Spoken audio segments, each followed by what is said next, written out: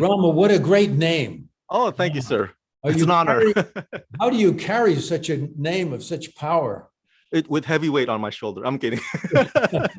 Mr. Voight, may I call you John? Is that okay? You may call me anything. Okay. Rama, I'm telling you, I'm so impressed with your name. I'm going to say your name several times during this thing, just because it's such a vibration. Thank you, sir. And you fit it. You fit it too. Visually. Appreciate it. Thank you so much. John, let me start with you. Much respect to your career, sir. Midnight Cowboy is one of my favorite movies of all time. Big fan. Thank you. Let me ask you, you could choose any gig in the world. What drew you to Sean's project, Dangerous Game, The Legacy Murders? What was it about the script that made you say, I wanted to do this one? Well, initially I was scared of it, but somewhere along my mind was captured by it and twisted by it. And Sean McNamara, when I heard him describe it, the way he was going to do it, I couldn't turn away. It's amazing. And when you see Sean McNamara, I want to introduce him to the people that are going to watch this show. I'm going to show you what he looks like and ask him some questions too. I want you to see Sean McNamara. This is why I couldn't resist this film. Sean? Yes. There he is. That's what he looks like. You see what I mean? Well, a fellow like that, you can't resist the energy that he has and the dynamics that he has, and I must say the intelligence too, to be fair. He's very, very talented, and I've worked with him before. But he got very excited about this film, and I fell in line very quickly.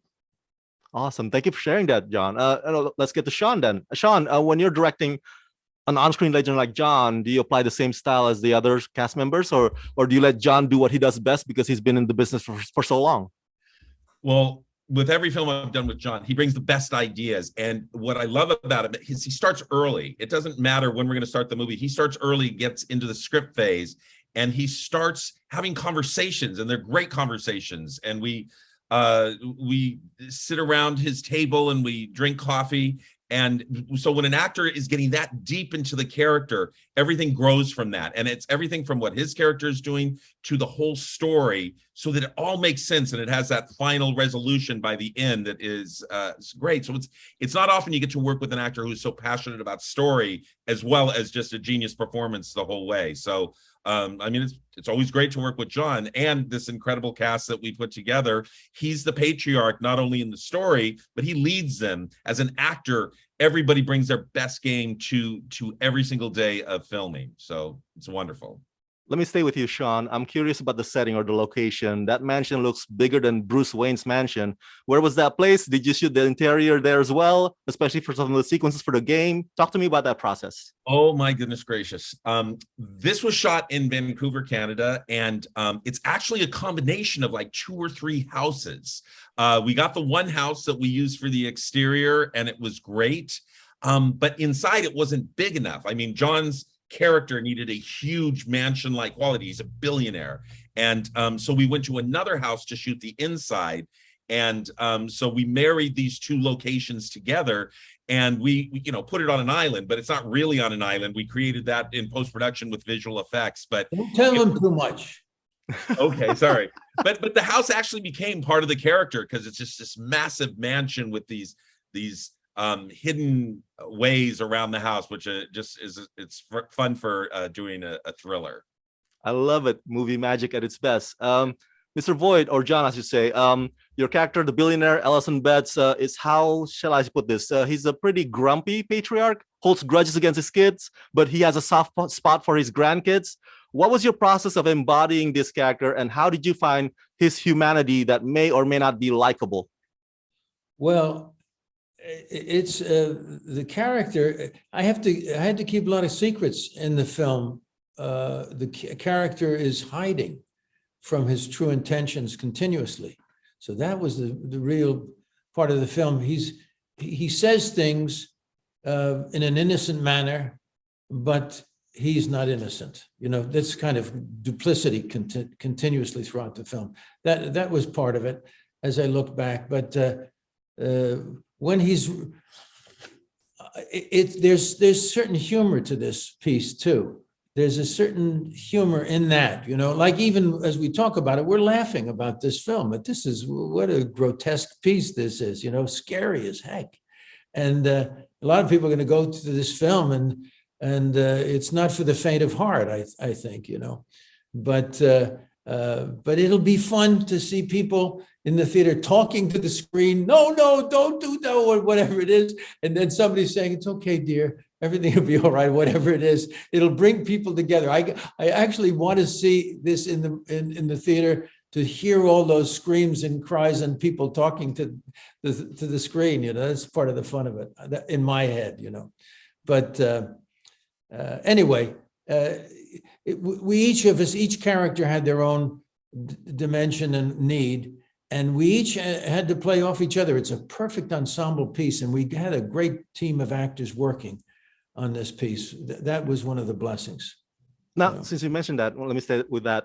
Having the reputation that you do, having the accolades that you've accumulated over the years, having done this for all this time, when you're working with a cast ensemble like this, like the ones you have in this film, did you, Jon, did your co-stars often come up to you asking for acting advice? Do you offer them any advice, or does that not happen on the set usually? Well, the main thing is to respect all of these artists, you see. I think that I respect them. I know that they're talented, and I want to see what they do. I'm not telling anybody else what to do. I've got enough on my plate in a certain way. So I think the respect for other people's performances and helping each other and giving ideas here and there, the fun of it, everybody opening up. So we're all part of one unit. No one's better or different, you see? Mm-hmm. Of course, I work with Jonathan Rhys-Meyers in this piece, and Jonathan is, he's an extraordinary energy. And everything that they say about him comes true when you watch him work. Very generous actor and a lot of fun to work with. So, really gifted guy. So, and all of us came up, everyone had their moments. Wonderful. So anyway, and then we have the discovery of this girl, Megan Carpentier, who came out of nowhere, and she's going to be something big, I think. Yes. Anyway, but each one of them, Skylar and all these other people, something special. Awesome. And my final question for you, Sean McNamara. This is obviously the complete opposite from Soul Surfer. Do you intend on staying in the thriller genre for a while? And what do you personally find fascinating about it?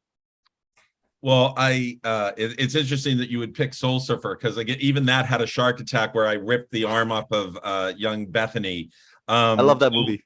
I've always just been fascinated with the artists, not just the actors who just bring an incredible performance to life, but the people who make the magic happen. Because clearly we didn't actually do the things that were done in the film, but it's got to look like it's done. So I love that aspect of it. And I just love going to the movies.